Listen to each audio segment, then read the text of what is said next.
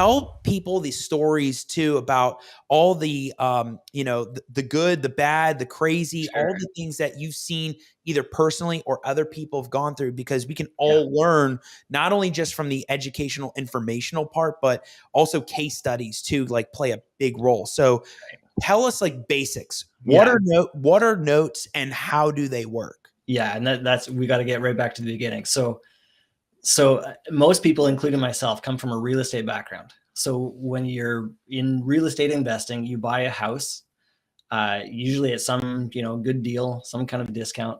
You can fix up that property and resell it. You can rent it out. There are a few options. There are a few different things. Those are kind of the main ones. There are a couple of others that most people don't do, but that's fine. You can rent it out, or you can flip it, or live in it, or whatever. But that's kind of real estate. That's great. When you go to buy that piece of real estate, most of it, let's say you're buying a house for yourself, you probably don't have all of the money to buy that house cash. So what you do is you go to the bank and you get a loan from the bank, and it's in the form of a mortgage. So I've taken out a mortgage with the bank to purchase this property that I'm going to now live in. So great, everything's fine and dandy, and we're making payments back to the bank, and they've charged my interest rate, and it's amortized over a certain amount of years, and we have some familiarity with what a mortgage is, so that's good. So now something happens. Let's say I was the guy that bought this house. Something happened in my life, and there's kind of three main things. Either I lost my job, I got divorced, or I died. Those are kind of the three main things that make it so that I'm not paying that mortgage anymore. So there's some kind of life event that happened where I can't pay that mortgage. The bank then is going, okay, our way to get out of that is to take back the property and then sell it. Like that, the house is the collateral for that loan. So that's the bank's way of getting paid back on that loan. If I'm not making any payments. The problem is banks are not set up to own property. They don't want to own property. It's not their main business model. They just want to loan out money, charge an interest rate, and get paid, and then a whole bunch of fees on top of that. But that's how banks make money. So they don't want to deal with the distressed stuff. So they will sell that off to larger hedge funds. People that they'll do like a $50 or $1 million, $100 million trade with a hedge fund, where the hedge fund will buy this huge package of loans. That's usually who I'm buying from. I'm not usually buying from the bank directly, just because I don't have that much money, not yet. So they will sell that off to the larger hedge fund, and then I am friends with all kinds of different hedge fund managers, and I will go and talk to them and say, okay, so here's my buying criteria. Do you have anything that fits my buy box? And mine is kind of particular. I actually prefer kind of the lower end, which is, it's nice for me because that's a lot of the stuff that nobody else wants. And we'll get back to what makes a good and a bad loan in a minute. But let's say that house is worth $150,000. The unpaid principal balance, or the UPB, is about 100,000. So I will come in and say, okay, well, the house value is that, the loan balance is that 100,000. I'll give you 65,000 for it. And the hedge fund is going, okay, we didn't actually want to deal with this at all, so we'll go ahead and take that and just be done. And then they can use the cash to do whatever they're going to do with it, and they'll sell it off to me. So far, the thing that took me a little time to get my head around is I have not bought the property. What I have bought is the mortgage. So as the mortgage holder, I'm the bank. I don't own the property, which is great. So all the tenants, the toilets and trash and termites, none of that is my problem, which is great. Banks don't fix roofs. Banks don't fix toilets. Banks don't get phone calls in the middle of the night telling them that there's, something going on with the house. That's not my problem. I'm the bank. So that's the part that I love about this, is having been a landlord, and I didn't love it because of all those things and all the problems that came along with that. As the bank, I don't have any of those problems. I don't get called for those kinds of issues. What I get called about is Maybe they can't make the payment that month. I then have the option as the bank to say, as the bank, but not a bank, because I'm way more flexible than a traditional bank. So I can say, you know what, Mr. Smith, let's go ahead and push off that until next month because they had a hospital bill come up this month. So it, made it so they couldn't make their payment, whatever it might be. I mean, there's everybody's different and everybody's got their story. And that's part of what I love about this, is that it's fun connecting with other humans about human issues and human problems. A lot of the things that we were talking about too were, you can get all these leads, right? So you got the system set up, you got the CRM set up, and you're driving in leads, and now you're getting qualified sellers, right? Mm-hmm. And people that are coming in. But now it comes down to lead management. How do you manage those leads? How do you have the right acquisition team, the right people, the right personalities, the right players on your team to handle those leads, right? And we were talking about the 5-minute rule and what action steps that you have to have next in place, so you make sure you're following up, and the psychology of following up too when it comes to these sellers. So tell us about the best practices when it comes to lead management, and how investors, real estate professionals, whether they're listing properties or getting more of the lead flow in their systems, can help really pull apart and really develop a strong lead management. Absolutely. Great subject to hit on. And that's exactly our wheelhouse, is lead management, follow up, everything like that. One of the most popular sayings in the industry is the fortune is in the follow up. And so many people say it, but like, what does that actually mean? Like, who is our end client, as far as like people that are in the wholesaling industry or people that are marketing for properties off market? They're sourcing their own deals. That's kind of what I would say wholesaling is, or like what this industry is. People are learning different exit strategies. You talk to people that do different exit strategies, but it's essentially marketing or sourcing your own deals. So lead management, and people talk about the fortune is in the follow up. I'm like, I hear that all the time, and I'm like, do people really understand why that is? Your marketing is the right message at the right time. That's when a seller is able to, do business with you and trust you and go under contract with you. So as far as lead management, it starts with the 5-minute rule. You're talking to these leads as soon as they come in, whether it's they're calling you off a direct mail piece, whether your cold calling team gets a hold of them and then transfers it over to a lead manager or acquisition. That's absolutely where it starts. And then most often, someone is not going to be ready to go under contract that first time. That's like a unicorn if someone just calls you. We can talk Google, we can talk different types of marketing and stuff. Google pay-per-click, if someone's going to your Carrot site or other sites that you have, or Facebook ads where someone's searching for you, that's a completely different breed of lead. Kind of like that term, breed of lead. Completely different animal. But besides that, like, it is going to be an absolute unicorn if someone calls you very first time off a direct mail piece and gets a random postcard from someone they don't know, and they're going to sell you your property at a deep enough discount that you're going to be able to make money on it on the back end. So I'll keep it simple. One thing you guys should realize is the average, from what I've heard, and my perspective is just working with thousands of companies that use our platform, people in the industry. The average, think of it this way, and this will help emphasize the importance of a CRM. Most wholesale deals go under contract after 3 months of following up and at least touching that seller 7 times, whether it's 7 text messages, phone calls, anything like that. That's like kind of the sweet spot. So think of it that way. A lot of people, like, maybe this is more geared towards the beginners, this statement. Like, a lot of people start off with like Google spreadsheets or pen and paper. I talked to a guy today that was managing off his email. He has a website, and he has like, it comes to his email inbox. He calls them and then sets up like a task in his Gmail. But that's one thing to keep in mind, is most of the deals are going to go under contract after 3 months of following up and 7 touches. So one thing to think about as well is it's like a little bit of trial and error on the team that you have to leverage. So like, there's not one cookie cutter answer I could give you guys. I wish there is, but you have to have the team available and try to get in as many quality manual follow-ups. Because as a company that provides automated touches, they're amazing. It can be a lead manager's best friend, but nothing is going to be better than manual calls. Christina Kraus from Postal Impact Virtual Lead Managers, and in the family, she has a great analogy. I have to give her credit here. It's almost like changing babies' diapers, like following up with leads. It's something that you don't really want to, it's not something like fun to do, But as you have a system and process for it, you kind of just like get it done, get it over with. Like it's going to be, and this is one thing I want to talk about, that it's a little mentally draining, leaving voicemails and talking to these sellers that might not be very interested. That's on the lead gen side as well. So it can be a little mentally draining.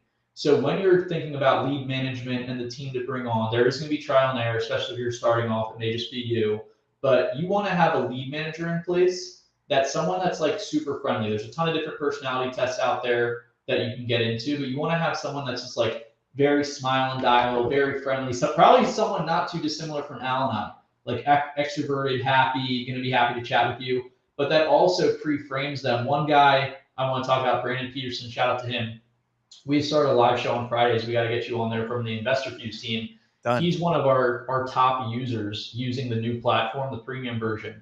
And he does extensive CRM training with his team, all on lead management and Investor Fuse. So he goes through and listens to the calls. And this is part of like the trial and error point that I'm trying to discuss. It's like, it's not a perfect cookie cutter thing. The things you should think about and preface your team with are the duration of getting a deal under contract, that a manual call is always going to be better than something automated. We're going to talk about sequences in a little bit and how to optimize your sequences to stick out, and really putting people in the right place as you have the team to leverage. You may not be able to hire someone right now, but think of it as simple as this, that lead manager, someone either talking to a bunch of new leads or following up with cold and old leads. This is what Nick Perry called a follow-up specialist, doing huge business out of Investor Fuse. You want them touching all your cold and old leads where they're going to be leaving a lot of voicemails and talking to a lot of people that aren't interested. You want to have someone that's more of like a driver. If you're familiar with like the disc test, like a driver, more of like a alpha, like A-type personality as your acquisitions, but they're going to get drained leaving all the voicemails and talking to people that aren't interested. If they're able to kick up a conversation, if your lead manager is able to kick up just conversation of someone that's even willing to hear what your company has to provide, hopefully an amazing ethical service. If you guys listen now, Nicoletti, I'm sure you are. And that's where the acquisition type comes in and can start going over numbers and pain points and doing all the Oren Klump, all the, sales tactics, and just understanding, like they understand, they're able to understand pain points and move forward and start talking numbers and essentially close deals. A lot of times, even in such a low inventory market, there are tons of closings, tons of transactions always going on. And one of the things that we had to talk about were the top 5 things that realtors and investors should know when it comes to title, right? So whether it's getting up their contracts and bringing it to the title company, talking to the title agent, asking the questions, working with the agent, to go over the file, walk us through that process, because you had been doing it 10 years, right? Yeah. You did it 10 years. Some of those things that when you went into the office, or you knew that in a realtor one came in. What are those top 5 things? Definitely get the contract or the listing agreement even to the title company as early as possible. If it's signed today, get it to the title company today. Just shoot them an email, get it over there. If you have one that you think might have hair on it, might be an issue, talk to your title company, get it over to them when you list the property before it even goes live in MLS. Most title companies will, if they've got a good relationship with them, which is why that is important to have, they will run a search for you. They'll get it started. With realtors being busy, with mortgage brokers being busy, title companies are also busy, and so are the underwriters. So searches may not come back as quick as they did a year ago or 2 years ago. It may take an extra day to get that in. So with this market, houses aren't on the market over the weekend. You list on Thursday, you're under contract by Friday sometimes, but normally Saturday, Sunday, you'll have the showings and get a contract in. At least you have those 3 days to get the documents early. And on some of these rush closing times, you can really alleviate problems because title's back on day 2 or 3 versus day 5 or 7, right? So that's the big ones. Get it in there quick. Clear communications with the title company on any changes. So if you've got an addendum to change the price, or if you have a buyer being added to title or anything like that, make sure you get those addendums over to the title company. A lot of times things are happening so quickly that I thought I sent it over and I didn't. Right. And then the day of closing, you're wondering why John isn't on the deed as a buyer or on any of the bank's documents. So those two were really big. Then you jump into some other ones that aren't necessarily as large. You've got rushes that come in. So your rushed HOA estoppel, your rushed municipal lien estoppel. Those things are time consuming and outside of title's hands. Mm-hmm. So if the realtor can authorize or have the seller authorize title to order those in advance instead of waiting until there's loan approval, say, hey, we're going to sell the house, whether it's to this buyer or the next one. Go ahead and order that HOA estoppel. It can take 14 days to get in. We're closing in 15 days. Loan approvals in 12 days. So they can order that ahead of time. If it closes like it should, then it's paid for at closing. If it doesn't, then the buyer or the seller pays for it and they use it on the next contract that they get a week later. So that one really saves a lot of time in the process of having all of the ducks in a row, basically. Some of the other ones that we see are just clarity. So if there are ever questions replying back to the title company, one of the longest things for a title company is to get good contact information for the buyer and seller, because the realtors and the investors are so busy and running so many of these deals at one time.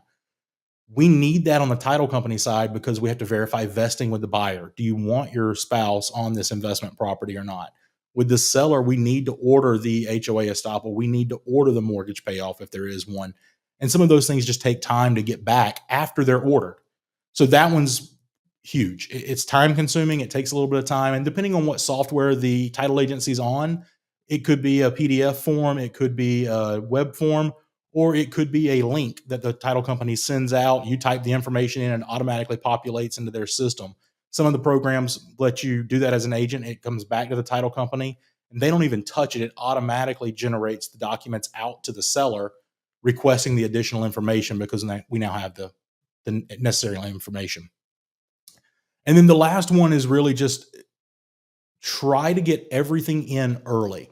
So you've seen this, I've seen this. The day before closing, sometimes it's unavoidable completely, especially walkthrough issues that pop up. We want to escrow some funds, but let everyone know as soon as possible that that's the plan, because the lender has to make changes, the title company has to make changes, and you don't want to be sitting at the title company waiting for documents to arrive. So if you can knock those things out at the beginning, it really saves you some time at the end. Yeah, it's funny you bring that up, because when it comes to title and, you're about to go to that closing table, or maybe you're in the middle of that whole transaction, you didn't just start, you didn't just get the commitment, but, they don't call for a probate or something like that. They don't even call for a death certificate. But a lot of people are like, oh, underwriter didn't call for one. Well, maybe they didn't know. Yeah. And I just saw that the other day where I see, it's one of those files, like I know once in a while I'll pick up the same file or I see the same case over and over. They just didn't want to do anything, or who knows what was happening, or they were waiting for something.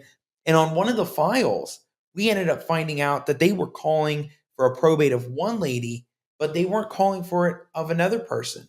And, and we all knew this person was dead, and nobody said anything to the underwriter, to the title company. Yeah. And right there, that would have been key to, if you know this stuff up front, if you know what's going on, tell everybody, tell the title company so they can get it to the underwriter, redo the title commitment. Absolutely. So they'll come in and the property will be John and Sally Smith, husband and wife. At the end of the contract, it's only signed by Sally. The title agency's picking up the phone then and calling and saying, hey, where is John? Like, what happened? Why didn't he sign? Oh, he's deceased. So at that point, we can go to the underwriter and be like, hey, we need to add a death certificate, continuous marriage affidavit, and no tax affidavit. That's normally the easy one. The harder one is when they put in Sally Smith as the seller instead of John and Sally, which is on the deed. Yeah. So only Sally signed it, one seller, title sends it off to the underwriter, they get it back, and depending on how the original deed was done, it may or may not have the probate issue on there. One even more fun than that is when you get children that have the same name as their parents, and John Smith owns the property, but he's deceased, and his son John Smith signed the contract. No one thinks twice about that until closing at the end. Right. And you're like, well, John Smith bought the property in 1947, but you're 30 years old sitting here signing the deed today. Right. something doesn't add up, Right. and you can't close. That ruins the deal at the closing table for everybody. What are some ways that investors and realtors can really find their groove and their way when they get into these types of leads with divorce, whether it's during the divorce or whether it's after the divorce? What are some of those big takeaways we talked about a couple days ago when you get into these things? So I'm smiling because for clients who hire my office, we have a hack so people don't bother you because they have these leads. So if you want to know how to avoid the people with the leads, you can call me also. But Wow. we're trying to promote those leads right now, so I'll save that for the paying clients.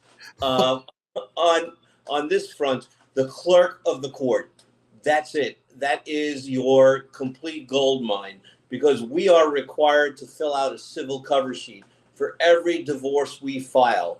And that civil cover sheet has the petitioner's address, the respondent's address. They're all listed right there. So when it comes to, the old snail mail, you have it right there. In addition, somewhere in most of the cover sheets at least in Dade County, and as well in Broward and Palm Beach County, where I most often practice, you see the email address, and you get to reach out through the email address as well, which is, immediate contact. So those are the principal ways to get the leads, the clerk of the court, and that civil cover sheet. It is a statewide form in the state of Florida, and most other states have a similar comparable form. It's the first piece of paper filed in any divorce. Public record right there. Golden nuggets from Rick right there. Okay, so first and foremost, Rick, you're even saying you have the leads.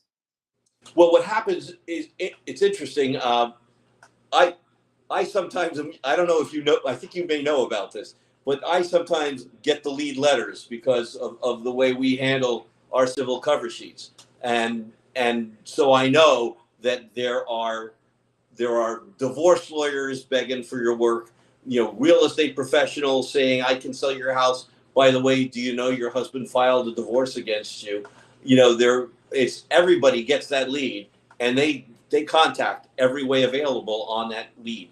The other, now that's going to put you sort of like at ground zero, because I'm guessing most of your listeners don't want every divorce that's filed. They want the divorce where there's real property, and they want the divorce where there's substantial real property and opportunities for them as a consequence of that.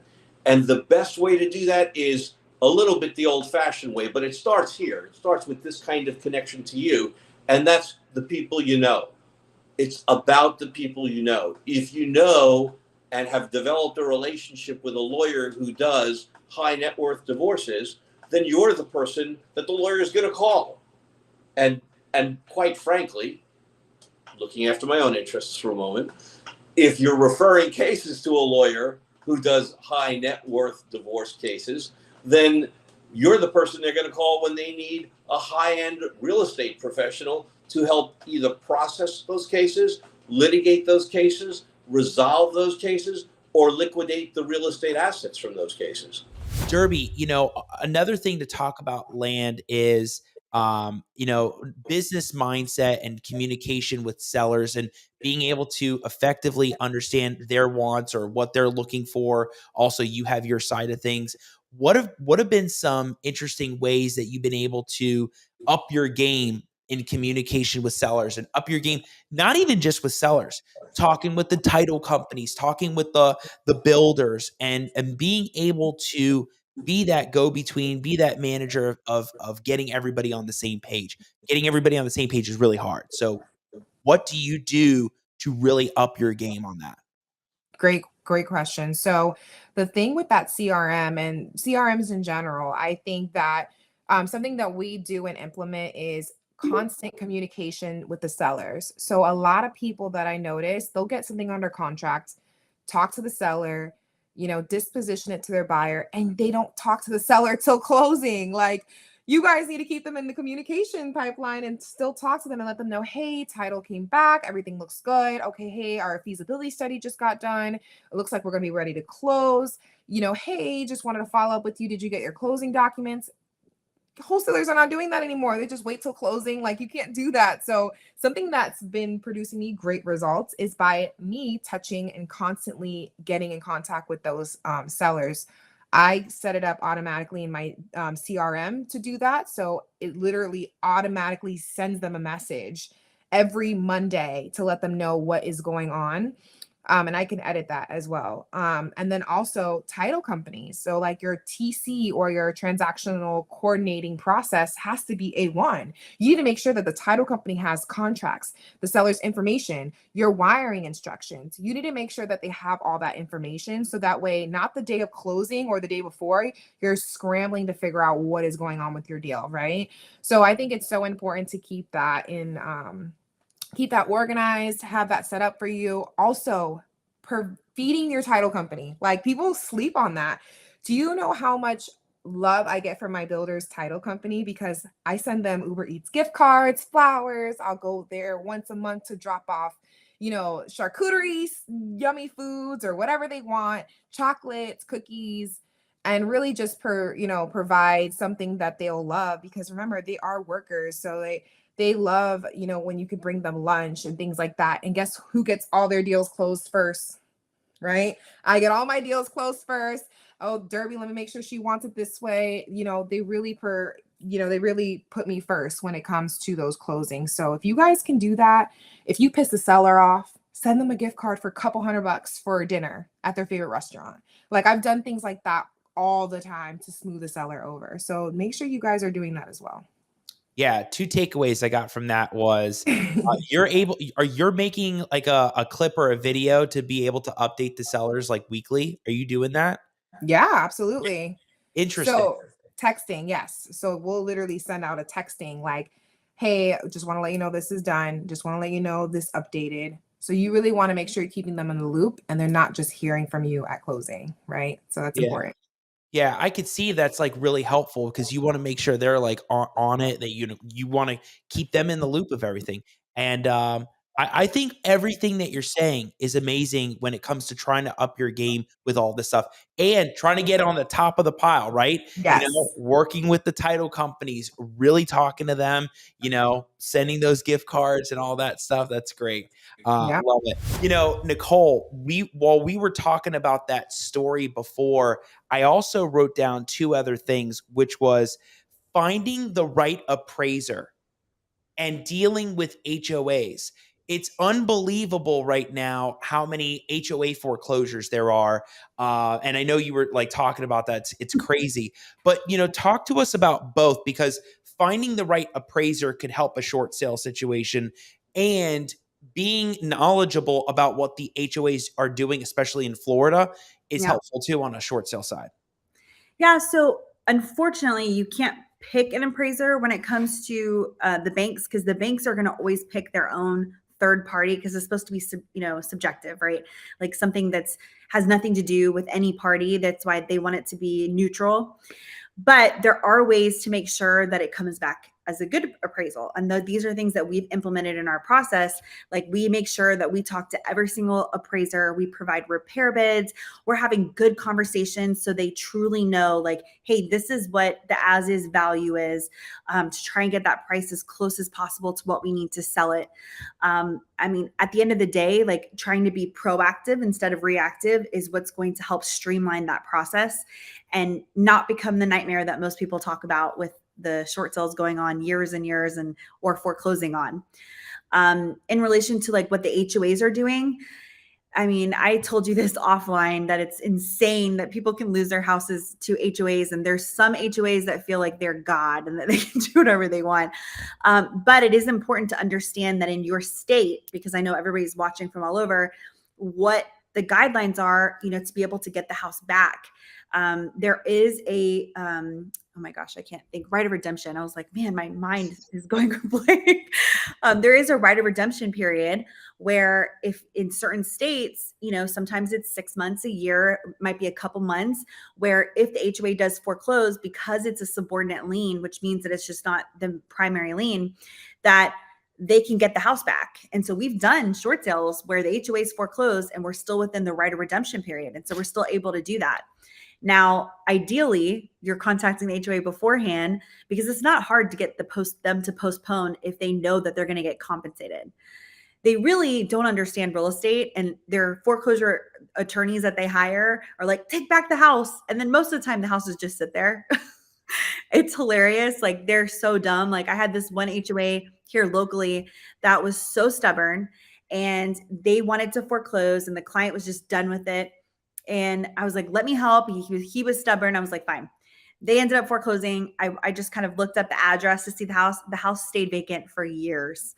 So I'm like, you fought me, and guess what? The house is vacant, but you didn't get anything, and you're still not getting anything, because if you get a new buyer in, they're going to start paying the dues, and now we could settle. And so it's all the way you negotiate, but it is important to understand what that redemption period looks like, because again, another solution, you could still do a short sale even if they do foreclose. Great point right there, right? So a lot of times it can already go to auction, or maybe you're like right before it. So there's a lot of different ways like you can play with that. And like that's where Nicole's specialty comes in, and she'll talk about like the course, the program, like all the different ways you can educate yourself through her YouTube channel, amazing YouTube channel that you got to check out, but also all the things that you can go deeper with her on in the education. We'll get into that. A hot ticket item right now that seems to be popular among a lot of wholesalers and a lot of the investors that used to do buy and hold are the short-term rentals, right? Which is a hot thing right now. So I'm seeing that more in a lot of the Jacksonville market, but I'm sure you're seeing a lot of that down there in the Tri-County about, people that, what happened, the pandemic, right? A lot of people were used to doing buy and holds, but all of a sudden they changed strategy, maybe do short-term Airbnb, or maybe now it makes sense in the neighborhoods that you thought were going to be, maybe you wanted to wholesale out. Now you want to do short-term rentals. So Phil, Gabe, you take it away. What are you seeing in that market? What makes it so amazing, and why do you love the short-term rentals?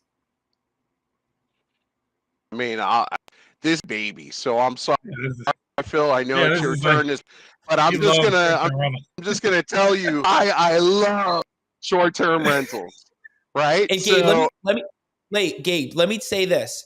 You definitely win the award over Steve Rosenberg with the internet right now. I'm letting you go, and thank goodness you haven't gone off screen, but you're doing it. We're letting you roll because Steve Rosenberg, he just like froze on the screen and then he just went off. And I had like a 5-minute monologue, but we're letting you go so we don't mess that internet up, and you run for it, man. So this is why I absolutely love short-term rentals. I think, so, as investors, if you want to get a good return, a good cap rate, right, on your investment, you had to go to probably the neighborhoods that, were a little tougher, right? And so you're getting, what I like to say about short-term rentals is you're getting South Beach returns, or I'm sorry, you're getting, ghetto returns in South Beach. And that's the really cool thing. Like those cap rates in this market too, it allows you to compete because there is a shortage. Like there is so much competition for, those fix and flip properties, or for, those good deals. But you can seek out deals that make sense for short-term rental. And the reality is that, the numbers that you hear are all over the place, but that kind of at the minimum, I don't want to say what the numbers actually look like, but I think that reasonably you're probably investors saying, hey, 3 to 4 times market rent is what you're probably expecting, at the minimum. I have a buddy who, he's Miami. He bought a property not in like the greatest neighborhood ever, but in very up and coming cool area. And I remember talking to him, and he's like, he went to go flip this property. And, I think he bought the property for 350 or 400. He put some major rehab dollars into it. He thought he was going to get he put major rehab dollars, so don't get confused here, but he thought he was going to sell it for like $1 million or $1.1 million or whatever the number was. And he was shocked when somebody came around and said, yeah, I'm willing to pay that. Like, it was like almost immediate. And he was like, wait, I thought I was going to have a little more trouble selling this property. I was really reaching. I know the market's really hot right now, but still, this is nuts. And so he talks to the guy who's put in the offer, and he's like, hey, why do you want this property? He's like, this would be a perfect Airbnb. Well, guess what? He didn't sell the property. He himself turned it into an Airbnb. And that market rent is $5,000 a month, $4,500 a month, something like that. Get this, Al, he's making $50,000 to $60,000 a month off of that Airbnb property. That is what are we doing? Cool. Yeah, I know. Well, guess what? I started buying short-term rentals. Oh, so nice. I'm taking my own. I'm taking my own advice here and doing it, and I can tell you, I want to work with people like us that we walk the walk. When it's not. We're like the hair club for men. We're not only the president, we're a customer as well. We believe in this. So short-term rentals give you superior returns. You can, I like the idea that you can buy a prize property. Again, there was a point in my life where I was like, you know what? I don't want to own these properties in neighborhoods that I don't necessarily want my wife or family to collect rents in. But when you buy a short-term rental, you're a proud owner. I started buying in North Carolina and in and around Asheville, and I could tell you it's really cool to own a beautiful mountain home with a gorgeous view. That's a special thing to have. That's a cool asset to pass down to your kids. You wouldn't do that before. Your market rent just wouldn't cover your nut. And short-term rentals make that all possible. I agree with what you're saying, that the experience has changed through the pandemic, and you don't stay at a Marriott hotel. Not that I'm knocking Marriott. Obviously, I don't want to be sued here on the Al Nicoletti show. But, you don't want to. People are moving away. They want a unique experience. If I go to San Francisco or, to LA or Vegas or, in these different cities, you may want the local experience. You may want to stay at an Airbnb to feel like you're really part of the community. You don't want to go, it's cool. I'm from New York originally. I could tell you there are great hotels there, but it's also really cool to be in some of those neighborhoods where they don't necessarily have the big hotel chains. You get into the niche, you really find out that you don't want to deal with the single family or the construction. You want to deal with the land investing. And frankly, to you, it does sound interesting, right? We had Dhérby Laraque on a couple weeks ago, and Dhérby, the land queen, she's been killing it in the Florida market with all the land deals, doing her coaching program, and she's been crushing it. She loves land, talks about building relationships with the developers and the builders. So talk to us about the niche in land and what you love, the tricks, the tips, the golden nuggets, how people can really capitalize on this, whether you're in the Texas market, the Florida market, and the things you've learned along the way that you wish you knew. Right. Great question. So from the get-go, Al, I decided I wasn't going to be one of those people that does one deal and then worries about where the next deal is going to come from, then worries about, am I going to be able to repeat this? I set out to build this with the mentality with the objective of building repeatability and predictability in the business. I didn't want to just contract pieces of land, not knowing what to do with them, not knowing if I'm going to have buyers or not. So I took the reverse wholesaling approach. I started building relationships with builders, with developers first. So we don't advertise every single parcel we get under contract because, with the network we've built, a lot of those properties are pre-sold because we're intentionally hunting for land that fits somebody's buying criteria already. So networking and seeking the right builders, buyers for the right buyer for whatever product you are setting out to create or sell is the most important part. So for me, one of the most important things was there is data available all around us. And by data, I don't mean you just pull a list and you start texting people. You don't start just cold calling people. We took data from various sources. We took data from the MLS in the markets that we are in, and based upon that data, we were able to figure out which areas have the most amount of activity going on, specifically new builds going on, and we were able to figure out who are the builders that are building in those areas. We were able to rank these neighborhoods and these cities within a major metro on from the most number of homes built to the least number of homes built.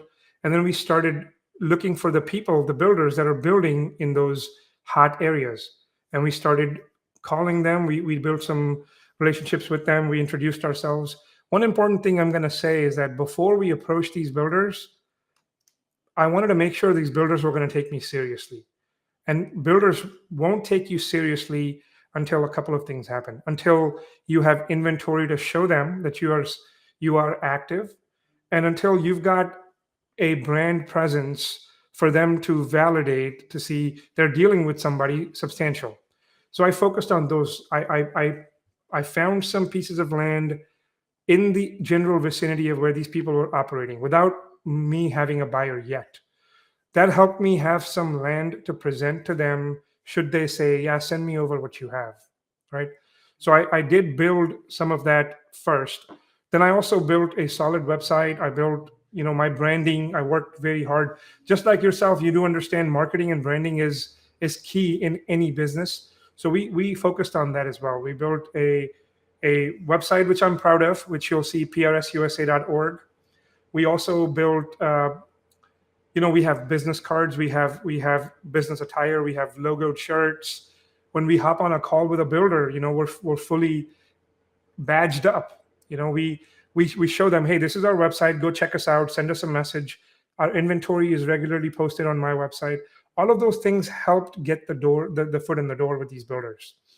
So once we made relationships with a few builders, then we started hunting land specifically for them. Now that's what ensures that we're not wasting our time trying to find land that I'm not going to have a buyer for. Now I go after land which I know what my buyers want and will fly off the shelves. But you actually said something that's really interesting, Mark. So the thing that's interesting about you two is that you recognize a trait in Dominick that he's able to really spot onto something. And I'm sure that happens with Mark as well. But that's what's so interesting is that you're able to recognize that. And while he may be oblivious to the fact that he knows that, you know that. So then you partner up and talk about it and make the right hiring moves, which is really interesting about it. The self-awareness of what you're able to do in your business helps the both of you. Oh, absolutely. 100%. Absolutely. Yeah, 100%. That's huge. That's huge. So we know when it comes to all of what you guys are doing in growing, a big part of it has been the networking side of things, right? So, maybe going to the meetings or talking to people. But I remember you guys told me the story about before you even got deep into this, you were at some house networking or something, and you met some cop, and by talking to the cop, you were able to really find out some really cool ways of talking to people. What was that story? Right. So that's actually, if you want to kind of break that down, that's actually a very recent story. So interesting. So yeah, this was, Tigan had locked up a contract, and I went to go walk the property. I was in Port Charlotte, and I was just walking, and it was vacant. The door was open. I was like, this is kind of typical, but really expecting a squatter or something to come at me with potentially a machete. You never know what you're going to get. But I'm coming up and I see a police, like one of those big SUVs pull up, and I was like, oh man, I hope I don't get like some sort of trespassing, situation going on. But he pulled up and he was just like, hey, I saw your car there. You don't really look like a tweaker. There's a lot of drug addicts in this, that come here squatting. I have to kick them out. So I was just making sure, but you don't look like that's what you are. So we're good. I was like, yeah, thank you. I was like, so you've dealt with this property? He's like, yeah. Just kind of chat a little bit about what we do with real estate. And he was like, huh, well, I deal with a lot of properties, like this, where there's a problem and it's a problem for the community. I can refer them to you, and, you're really helping my job out and you're helping the neighbors out. And I was like, yeah, let's do it. And he referred us a property that was actually a probate. And we just got that under contract today. But it was really, building relationships with people. You never know what is gonna come out of that. So, especially with people that are directly involved in the field in some capacity, like mail vendors, firemen, obviously law enforcement officers, building relationships with them in the community in whatever market you're targeting is going to pay massive dividends. So it's something to definitely not underestimate. Like a lot of people are like, okay, I'm just going to network with investors and people that I know directly are profiting in this industry. But I mean, again, you would be very surprised at the people in that industry that are not really in that industry and what they can bring you as far as value. A side note, that first deal I told you about that I got with Brett, I had met a contractor months and months and months before that. And I was just trying to figure out how to bring a buyer. And I called that contractor and I was like, hey, would you know anyone that would want to buy this house?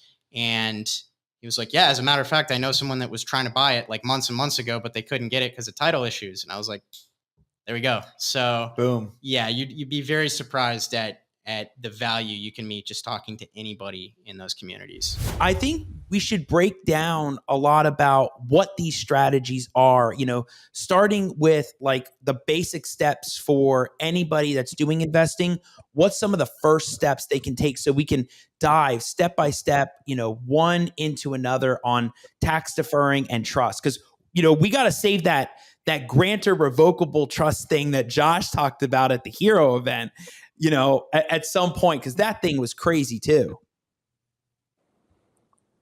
Yeah, I think we really should jump into the trust, because really the trust is the key, right? And when you're doing real estate investing, I mean, there's a lot of things that you want. Number one, you want protection for your business, right? You don't want people to be able to come after you for lawsuits and judgments and things like that, or people suing you because of whatever happens in business, right? Slip and fall at a property.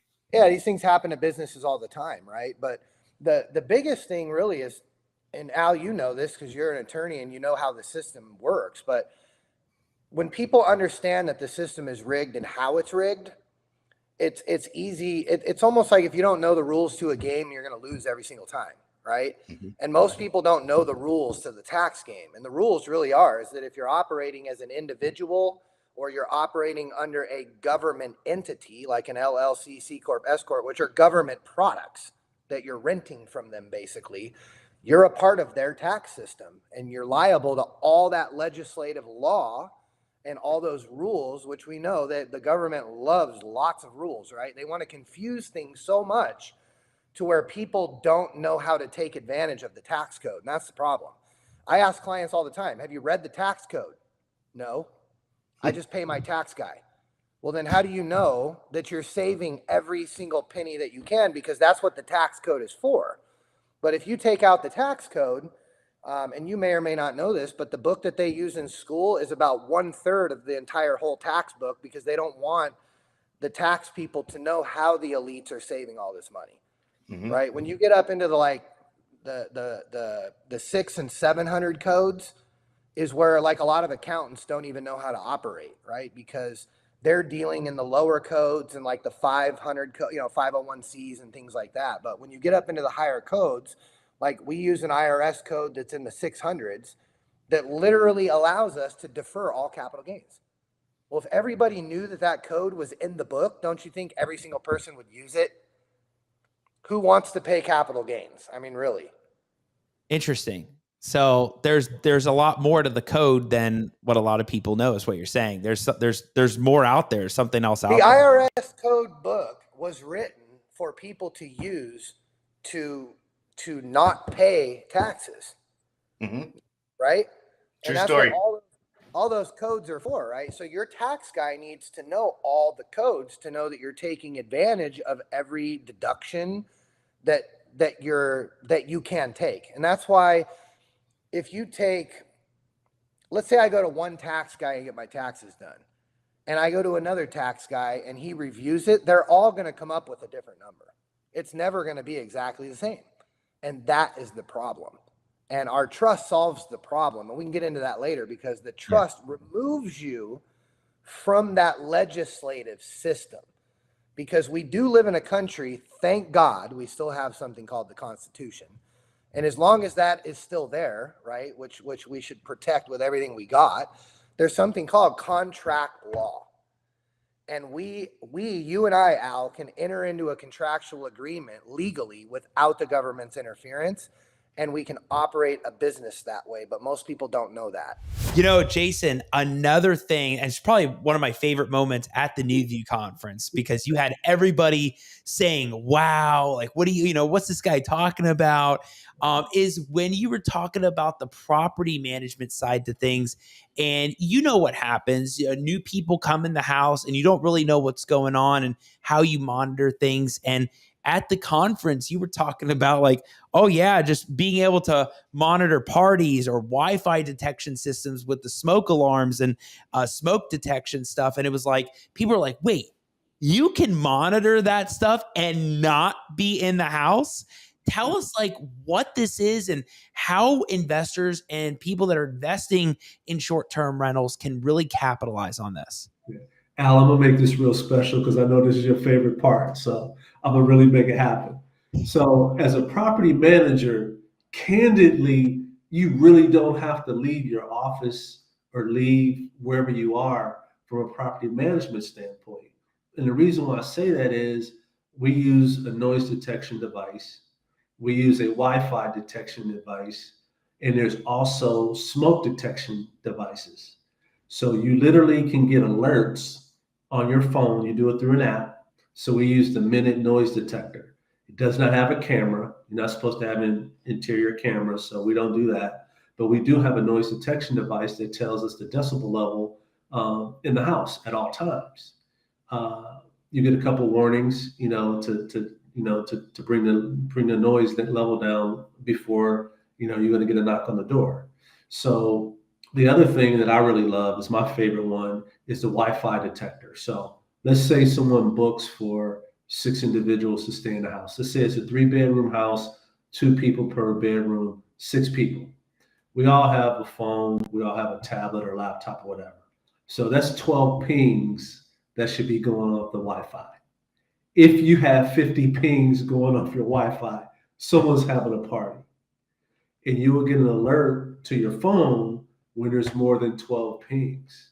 And that's how you know someone's having a party without even being anywhere near the house. So if the decibel level is up on the Minute Noise Detector, if the Wi-Fi, app is blowing up, say you have 50, 60 pings going off, someone's having a party.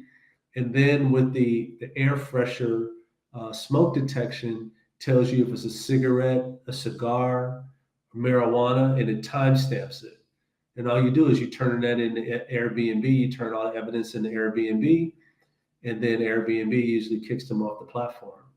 And that's how you handle it. And then our property managers also have armed security as well.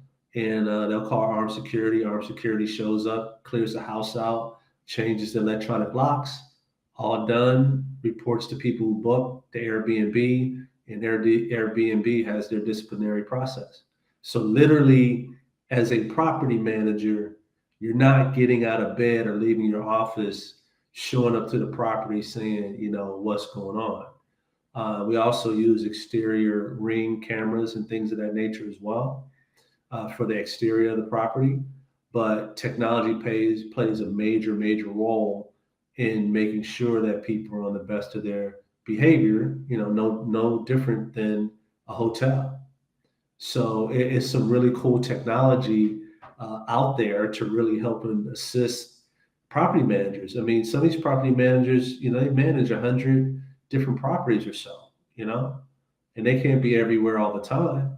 But this is a great way for them to monitor what's going on, because you never want someone being a nuisance in the neighborhood.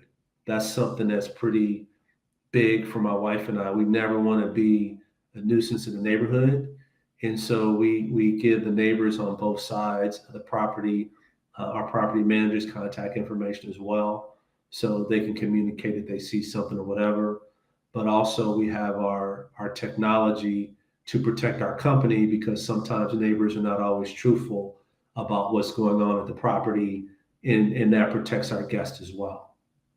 Yeah, and it's crazy the strategies that you're talking about, the technology that you can use, the Wi-Fi pings, right? I remember it was the two things, the Wi-Fi pings that you talked about, and the smoke detection, and being able to monitor that kind of stuff is so valuable for people that are getting into this, because you get into this thinking, oh, it's, I really want to make it pretty, give them a nice stay. But then when people come stay, what are they really doing? And are they throwing a party, and how do you handle that? And like you were talking about, there's ways to handle that kind of stuff. Hayden, Scott asked another question. I know he's loving this right now. Scott, he said, if you had to choose one form of marketing, what would it be? Okay, the cheapest and the best form of marketing. Go to the house that you want to buy, knock on the door. Knock on doors. How do you scale that though? You find the neighborhood. Well, the best part of marketing, if I dummy this down, okay, best part of marketing in straightforward is go ahead and just knock on doors. The only cost that you have is the shoes and the clothes that you're wearing and the walking to it from where you live, or you could drive and go to the neighborhoods in which you want to own property in, as far as rentals, and then just knock on doors. Now, it's not that simple. You have to know what to say. But then again, what do you say on a postcard, and what do you say in a letter when you mail all that? And then what kind of response? Well, once again, I'll give you a couple of advice here. When you knock on somebody's door, do not stand on top of the door. Step at least 10, 15 steps back from that door. That's the best form. Huh? This is the best form? Best form. But you have to learn, you have to figure out what you're going to say to the people, and when they go to the house. Well, what are some things that you would say? Like what are some, all right, so you walk to the house, you're not standing on the door, you step back. What are some things, what would Hayden say in that situation? Hayden usually has some of his homework. He already knows what the situation is before he goes and knocks on the door. He already knows that they're in foreclosure, or there's a settlement issue, or, there's a probate issue. I already have an idea of what led me to that door. So when I knock on the door, and then I go ahead and say, a probate, they already know that their relative is dead. Don't sit there and give your condolences because you didn't know the deceased. Don't patronize them. They don't want to hear that shit. So you just go ahead and straightforward and just say, hey, look, I have a family and I was looking to move in this area, and I really like this area. Do you know of any houses for sale? Innocent enough. And stay quiet. Let them answer. You get any answers from, get the fuck off my property, or to, yeah, this house, my brother and sister were thinking about selling it. My uncle, he left it to us and he just passed away. You seem like a nice enough guy. That works? Yeah. But the foreclosure saying, hey, I'm looking to go. You already know they're in foreclosure. You've already done your homework before you even showed up at the property. Don't sit there and say, hey, you're losing your house, pal. it's going to be no matter. They don't want to hear that. They already know that. They've been served with enough notices. You're just there as an innocent person saying, hey, do you know any houses in the area for sale? Stay quiet. That's a big problem for a lot of wholesalers when they get people they talk to people. Listen. They'll tell you everything you need to know. But if you constantly speak, you pretty much killed the deal. They're not there. They don't want to listen to you. You're there to listen to them. That's good advice right there. Don't talk too much. Stop it and listen to them, right? You want to hear what's going on in their mind. Are you full-time real estate? Are you full-time now? So I quit my job of 14 years just back in March of this year. Wow. Congratulations. Awesome, Thank man. you. Thank you. Awesome. Yes. I didn't know. I was like, wait a second. I heard the 9 to 5, but I'm like, that's awesome. You know how many people strive to do that? I mean, Bhaskar was just talking about that a month or so ago, that he finally had so many deals in the pipeline and systemized his whole process that he could quit the 9 to 5 or, leave, and he doesn't have to be a 9 to 5 and run his own shop and have the freedom. Now you can be with the kids and stuff. So, we'll dive in on that, but we got to know about the importance of hiring a VA. So I was just at Ricardo Rosales' event this past weekend, and one theme that came up so much from Ricardo and a lot of the speakers was, hiring the VAs and building the system out that way, because you want to make sure that, even if a VA leaves, you have processes and systems where they can watch what to do or how to do it, and you can make these videos. So first of all, what was the experience in the beginning about finding a VA? What do you do to find the right VA, and what's some of the training that you had to implement and you had to tweak over time to perfect that system? Sure. And I think, first of all, it's recognizing when you're ready to have a VA. And I think you need to understand your business and what you want to do in all parts of it to be able to explain it to someone else to go in and do it. So the thing is, some people think about getting a VA. They think they're going to hire a VA and they're going to hit the ground running and they're going to be great. And it's not that easy. So there's different levels of virtual assistants out there. You can get them as low as $4 from Fiverr or Upwork.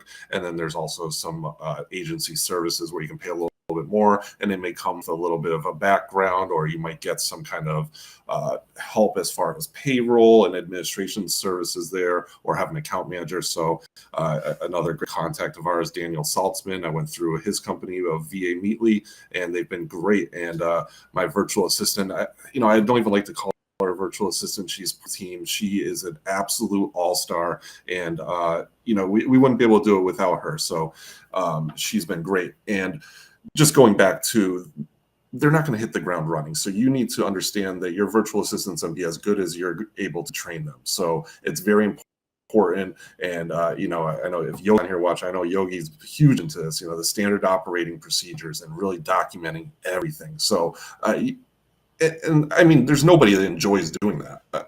I don't know, maybe there is, but I don't enjoy doing that. But it's one of these things that you do it. Just go ahead. You're doing your process, and you don't even need to necessarily document it all the time. You could sometimes just do your Loom video and show what your process is, and then send that to virtual assistant and say, could you document this process for me? Things that's doing is it's kind of passing off that task, so you don't have to do it. And at the same time, I think that really helps with the retention of being able to, what they're doing, come back, put it in writing, and then at the same time that helps them formulate questions as well and helps you identify any gaps. So we continue to, she has a main objective every day, and that's really marketing. So outbound marketing. And she was part-time for a while, and then a few months ago we ended up going full-time, and now she helps with a lot of data work and some actual initial due diligence and some screening. So